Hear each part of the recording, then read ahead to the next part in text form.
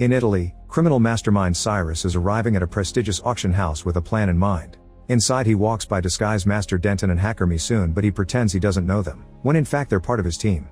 Nearby, an Interpol team led by Abby is keeping an eye on the event in case Cyrus tries something. Abby is furious because she dated Cyrus for a week without knowing he was a wanted criminal. This auction is happening at the same time in London, where team members Magnus the safecracker and Luke the engineer are getting in position. Back in Venice, the first piece of art is bought by Malzen for 11 million, and then the host introduces the artist N8, whose NFT is being auctioned next. It's a mask made of 482 cameras, which will create an NFT based on Van Gogh style and a live 30-second feed of the moment of the sale. Cyrus immediately makes a high offer and Abby guesses he knows her team is there. He and Denton try to outbid Malzen, and once the sale is done, Misoon activates an alarm. Everyone starts leaving the auction house and Abby gets suspicious, so she sends her team in. In London, the alarm is also going off and Magnus messes with an electronic lock to sneak inside the storage, where he steals a very expensive painting. He puts it inside a tube and throws it into the water, where it's picked up by Luke. Back to Cyrus, he offers N8 to come to his yacht to finish the transaction. They leave through the back door where pilot Camilla is waiting for them on a boat. They're already gone by the time Abby arrives and she realizes that since an NFT can't be physically stolen, they've stolen the artist instead. She rushes outside to try to follow them on another boat, but Misoon hacks into a bunch of boats to block her way. Abby refuses to give up and gets on a different boat, so Camilla starts driving at great speed and taking steep corners to slow her down. When they make it to the sea, Misoon activates a barrier, allowing Camilla to drive through just in time but leaving Abby behind. When the team makes it to the yacht, they pay N8 the 20 million for the NFT and start to party. Afterward, Abby and her team look at the security montage and notice that Denton had been faking his limp, so she sends her men to look for him. The next morning, N8's kidnapping appears on the news. N8 freaks out when he realizes these guys are criminals, but Cyrus quickly explains what's going on. The Mona Lisa only became valuable after it was stolen, so they copied that idea. Magnus and Luke sold the painting for 20 million for Cyrus to buy the NFT from N8, and now that's disappeared. The NFT is worth 89 million. Cyrus will be sharing the money with N8, who happily plays along. Meanwhile, Denton has been arrested by Interpol and Abby has a picture proving he knows Cyrus. While she tries to interrogate him, she receives a box sent by Cyrus with his paddle from the auction and pictures from the week they spent together. Frustrated, Abby decides to go to London and bring Denton. At the British headquarters, Abby meets with Huxley, who wants to offer Cyrus a deal. At first Abby refuses because she's been chasing Cyrus for a whole year, but Huxley has a mission that takes priority. Jorgensen is a very dangerous criminal who has killed hundreds of people for money, but they never got enough evidence to arrest him. Huxley has finally caught a mole and learned Jorgensen is teaming up with hacker group Leviathan to plan a strike on water, which will flood a city and kill millions. Leviathan wants their payment in gold and Jorgensen is going to move it from London to Zurich in 17 days. Since it's not illegal to move your own gold, Huxley wants Cyrus to steal it and prevent the transaction. Abby hates it yet has no choice but to agree. In the evening, Abby visits Cyrus, who refuses the job when he hears the name Jorgensen because of how dangerous he is. Abby points out that she is Denton and he'll die in jail unless Cyrus accepts the job, which will grant full immunity for the whole team, meaning they'll be able to see their families again. Cyrus only agrees if Abby works with them too. Meanwhile in Ireland, henchman Cormac has captured the mole and has been hurting him for a while. Once the guy has suffered enough, Cormac video calls Jorgensen so he can watch how a dog eats the traitor. The next day Abby releases Denton and meets with the team to share the intel she has. The gold bars will be packed in a crate, and on both airports it'll be surrounded by guards. After lots of thinking, Cyrus decides they should take the whole plane, meaning they should use a second aircraft to swap the radar signature. To do so they'll need a private jet, so they visit Malzen to borrow his. Malzen at first refuses but quickly becomes cooperative when Abby shows him his badge and points out he's been flying illegally. Then Malzen explains how everything in the jet is remote controlled and shows off some of its features, like a hidden pole and a screen underneath. Afterward Abby uses an Interpol hangar to hide the jet, which they're covering up to look like an old unsuspicious plane. Magnus works on modifying his vault breaking laser so it will work on a plane despite the turbulence, and Denton is already testing new wigs and beards. Camilla is having a bit of trouble with the simulation to practice moving the jet under the gold plane, but Cyrus has an idea. Luke will put all the cameras from the NFT on the jet so Camilla can have full visibility around the plane. Misoon has a program to hack into the GPS transmissions to trick air traffic control. The issue is that doing both the jet and the plane at the exact same time when they're moving so fast is impossible. Someone at traffic control will notice two planes with the same signal, but luckily Abby knows someone.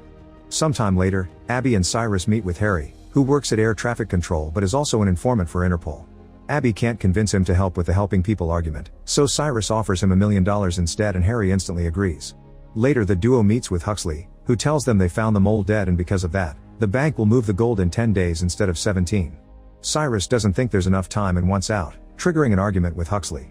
Abby shuts them both up by reminding them this is about saving lives, so Cyrus agrees to stay for her. At the hangar, the team sees on the news that cyber terrorists have attacked Madrid's water grid and the city is now severely flooded. There are 13 dead people so far, but they expect the numbers to get worse soon. Cyrus thinks this has gotten too dangerous and tries to quit again, but the team refuses to give up now and they agree they must stop Jorgensen, although Luke sounds hesitant. In his mansion, Jorgensen thanks Leviathan for their little demonstration. After lots of work, Misoon finishes the device that will hack the plane's GPS, but unfortunately it looks like a bomb. They have no choice but to choose a few of them to get on the plane with the pieces and reassemble the device aboard. For the next 10 days, the team works hard on finishing all the details, covering up the plane, practicing the assembly of the device, and getting all their chores done in perfect synchronization. When the day finally comes, Cyrus and Abby get on the plane pretending to be a couple in first class while the rest of the team is spread in different sections. Cormac and 4 other henchmen are also there to keep an eye on the gold. The team is wearing hidden communicators to stay in contact, and Cyrus realizes Luke isn't checking in. He calls him on the phone and learns that Luke got too scared of Jorgensen, so he decided to quit the mission. As the plane takes off, so does Camilla on the jet. On her laptop, Misoon hacks into the plane's information and discovers Jorgensen's henchmen are aboard, so they'll have to move carefully. One by one, the team members enter the bathroom to hide the device pieces, then Abby goes in to put it together. She only has 10 minutes until Camilla reaches their location, so she's got to be fast. Abby manages to put the device together quickly, but when she's about to hide it behind a light, it drops and comes apart. Soon Cyrus notices she's taking too long and enters the bathroom to help her. At that moment, henchman Donald gets suspicious and knocks on the door, so Abby starts making noises to make it look like they're doing the dirty to keep him away. Meanwhile, Camilla's cameras are having trouble with the turbulence and the signal goes out. Another camera even breaks, but before time runs out, Camilla pulls a last-minute move and pushes the jet right under the plane. Because the device isn't ready yet, the same signal appears twice on the computers of traffic control, so Harry has to distract a coworker by pretending to feel harassed by her. Thankfully right then Abby and Cyrus finish the assembly and the device hacks into the plane, making the second signal disappear.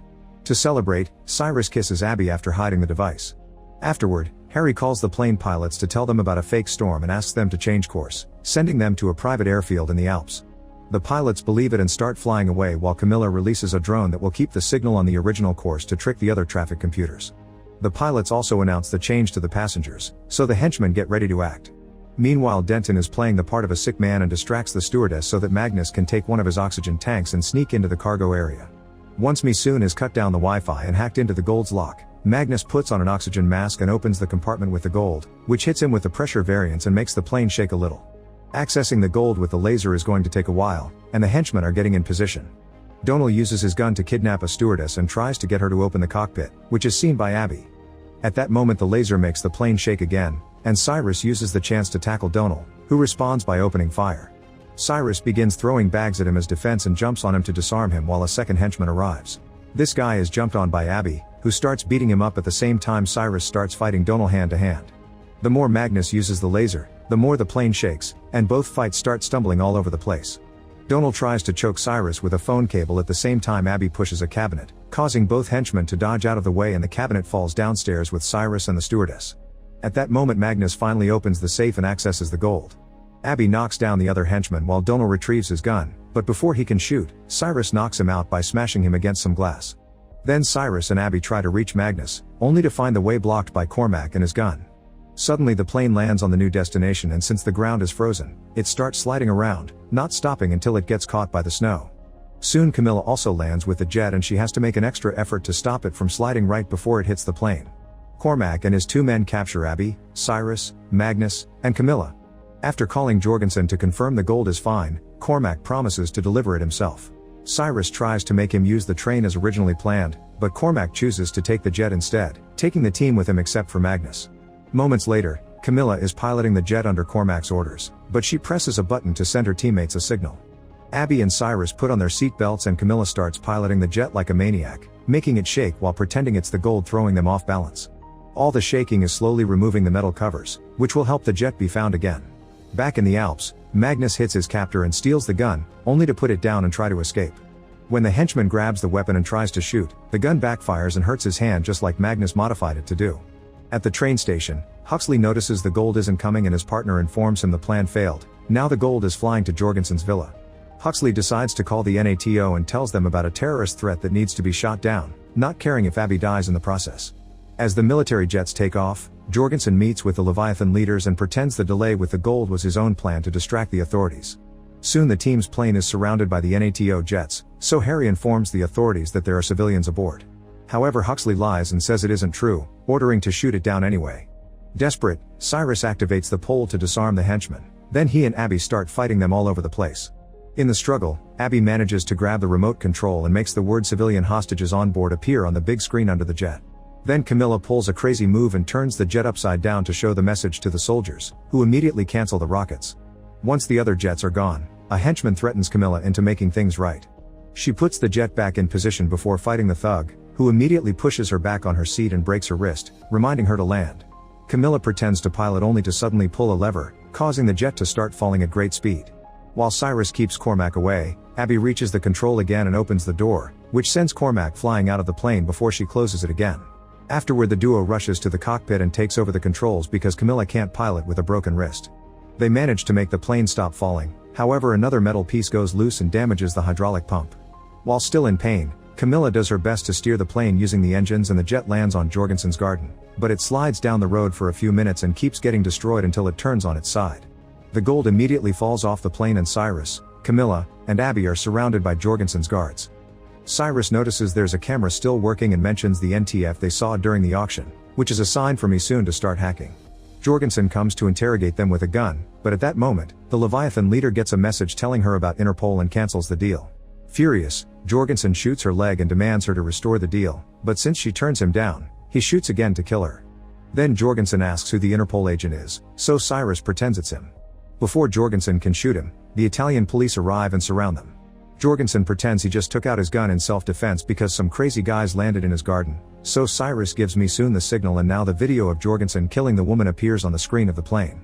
While Jorgensen is arrested, Huxley and another agent arrive by chopper. Abby learns from the agent that Huxley almost got them shot, so she punches him and announces she is quitting. Cyrus and Camilla are leaving on a boat, and Abby soon joins them. A few weeks later, Cyrus surprises Abby by buying back her childhood home. He also makes a big reveal: Luke never quit, he was on a side mission to steal the gold. Magnus had made a bunch of fake gold bars and shipped them on the same plane, so during the fight, he exchanged the gold for the fake cargo and threw the real bars out of the plane. Luke was in the Alps using a remote control to make the gold land safely, and Huxley was furious that he was stuck with useless metal. Now Cyrus and Abby reunite with the team next to a lake and using the remote control, they take gold out of the water. Abby agrees to join the team and Cyrus kisses her to welcome her. Make sure to subscribe and turn on notifications so you can watch more videos like this. Thanks for watching.